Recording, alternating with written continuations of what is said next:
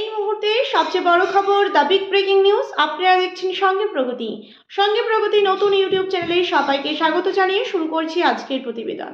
আজকের প্রতিবেদনের মূল বিষয়বস্তু, মহারাষ্ট্রে বিধানসভা নির্বাচনে দাহানু বিধানসভা কেন্দ্র থেকে সিপিআইএম এর বিশাল জয়। সিপিআইএম এর বিশাল জয় পেয়ে বিজয়ী হয়েছেন বিনোদ নিকোলে। বিনোদ নিকোলে তিনি প্রায় 52,000-এরও বেশি ভোটের ব্যবধানে জয়যুক্ত হয়েছে শাসক দল বিজেপির প্রার্থীকে গোহারা হারিয়ে। এবার আবারও কিন্তু লালের একেবারে ঝড় দেখতে পাওয়া গেল মহারাষ্ট্র থেকে। আমরা বারবার ভিডিওর মাধ্যমে যেটা জানানোর চেষ্টা করেছিলাম যে মহারাষ্ট্রে কিন্তু বিরোধী দলগুলি অনেকটাই শক্তিশালী হয়েছে এবং গত লোকসভা নির্বাচনে কিন্তু বিরোধী দল বেশি ভোট পেয়েছিল। এবারে যে বিধানসভা নির্বাচন সেখানে দেখতে পাওয়া গেল যে শাসক দল জয়ী হলেও এবার কিন্তু দাহানু থেকে সিপিআইএম এর বিশাল জয়ের ব্যবধানে জয়যুক্ত হয়েছে বিনোদ নিকোলে। তারই চিত্র আপনাদের সামনে তুলে ধরা হচ্ছে, দেখুন।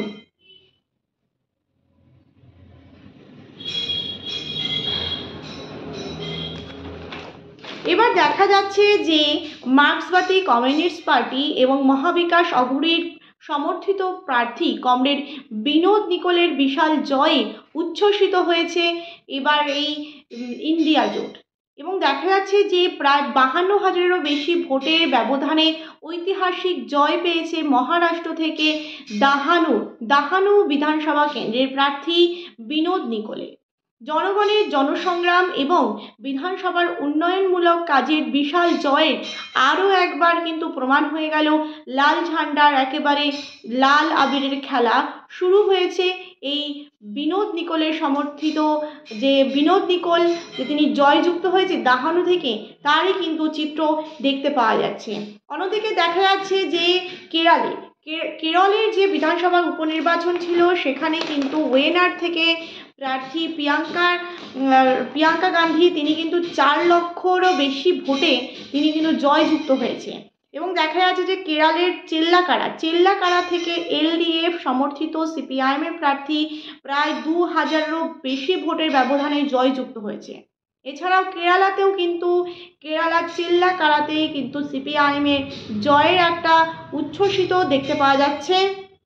এবং ঝাড়খণ্ডে সিপিআইএম এর প্রার্থী নিরসা থেকে 1600 ভোটের ব্যবধানে তিনি কিন্তু জিতেছে।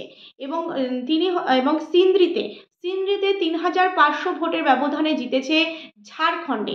অর্থাৎ ঝাড়খণ্ডে তাহলে 2টি আসনে জিতেছে বামেরা, অর্থাৎ বামফ্রন্ট মার্ক্সবাদী কমিউনিস্ট পার্টি।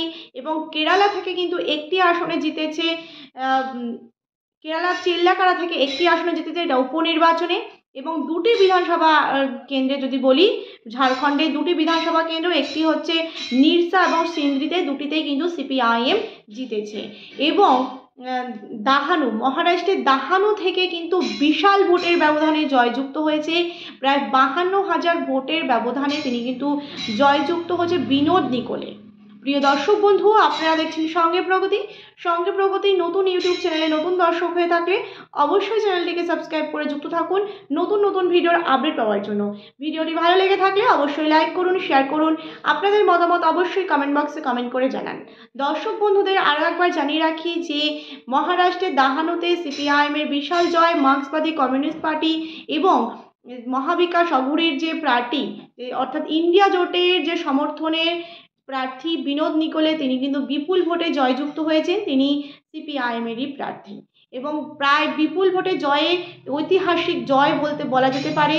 এবং বামেরা কিন্তু পশ্চিমবঙ্গ থেকে শূন্য হলেও, অর্থাৎ আসন সংখ্যায় শূন্য হলেও, এবার কিন্তু বাম এবং আইএসএফ এর যে সমর্থিত যে দল যে তৈরি হয়েছে সেখানে কিন্তু হারোয়াতে ভালো ফলাফল না করলেও প্রথম আসন না পেলেও দ্বিতীয় সংখ্যায় কিন্তু দ্বিতীয় স্থানে উঠে এসেছে, এমনটাই কিন্তু দর্শক বন্ধু জানিয়ে রাখি। প্রিয় দর্শক বন্ধু, এই ছিল আমাদের আজকের প্রতিবেদন। ভিডিওটি ভালো লেগে থাকলে অবশ্যই লাইক করুন, শেয়ার করুন, আপনাদের মতামত অবশ্যই কমেন্ট বক্সে কমেন্ট করে জানান। ধন্যবাদ সকলেই। অবশ্যই নতুন দর্শক হয়ে থাকলে চ্যানেলটিকে সাবস্ক্রাইব করে যুক্ত থাকুন।